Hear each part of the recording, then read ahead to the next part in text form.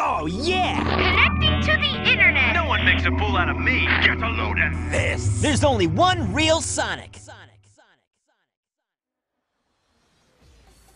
Hey there, this is Wrecked for the True Sonic Spirit channel, and today I'd like to respond to a type of comment frequently seen on the SA3 Facebook page about the importance of gameplay in a video game.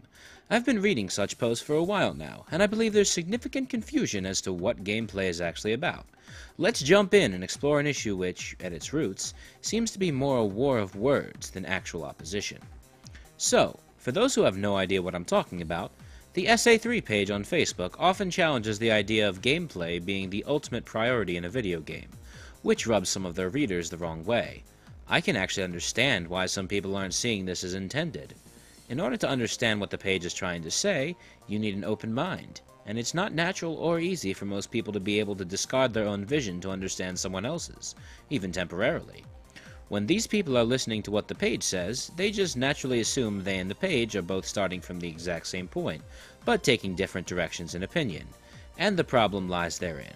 You see, the SA3 page and many adventure fans that share its sentiments aren't hating the aspect of gameplay, and don't try to eradicate gameplay. They're instead challenging the idea that gameplay is the source of all fun in video games. Basically saying, if the way you analyze video games is oversimplified, you can't come to any true conclusions. The tricky part in talking with someone who defends the idea of gameplay as most important is that few if any realize this is what we're saying. However, as those behind the SA3 page are making an effort to tell their readers what their thesis is, I figured it best to explain how they think before giving my 2 cents. I've already mentioned the first point. SA3 people don't like when people simplify a video game into 2 aspects, gameplay and not gameplay. Because in reality, games aren't broken up that way. In such a vision, gameplay is what is interactive in the game, while everything else is going into the other category. Is everything interactive gameplay?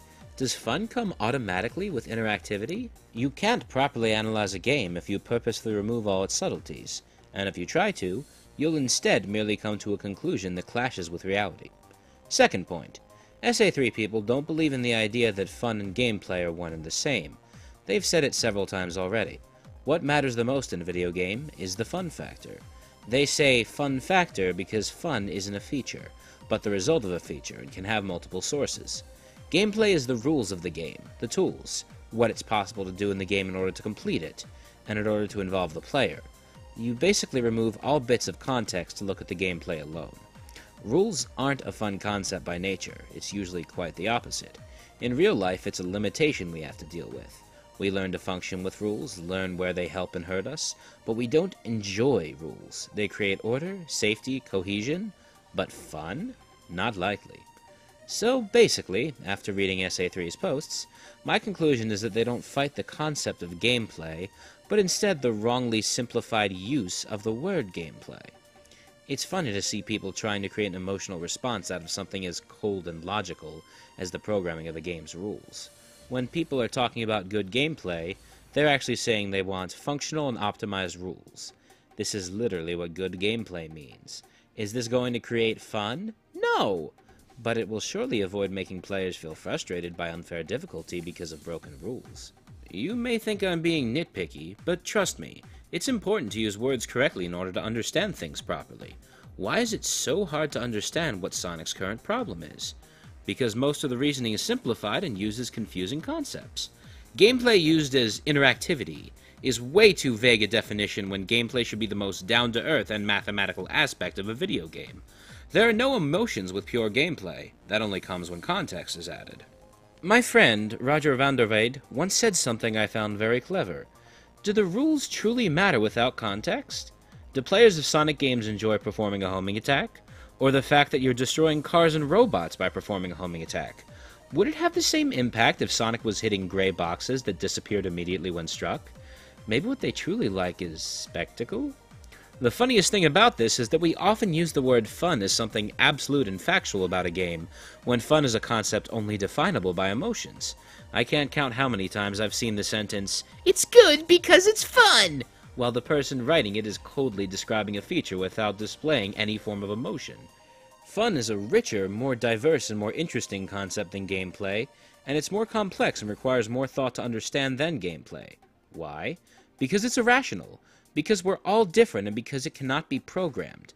It's impossible to create a universally fun recipe, or a quota of fun for a game, because someone can find a story, a level's design, a song, or even something as small as a sound effect fun, and a different person can find one or all of those boring. This is what ultimately makes video games fun, for all kinds of different reasons for different people, and why I like to use the term fun factor instead. So when adventure fans are talking about the story, they're talking about something they saw as a fun factor present in past games that is now gone, and they want it back. This makes the story a truly legitimate fun factor that shouldn't be discarded just because some people refuse to acknowledge fun factors they don't personally support. A fun factor has value as long as it's supported by the fans. It's not dictated by any kind of recipe. We don't have to focus on the gameplay just because it's the most sterile and easy to talk about aspects of a game. We should actually try to talk about games as games, and less like engineers' plans. In conclusion, gameplay is not fun. It's objective rules.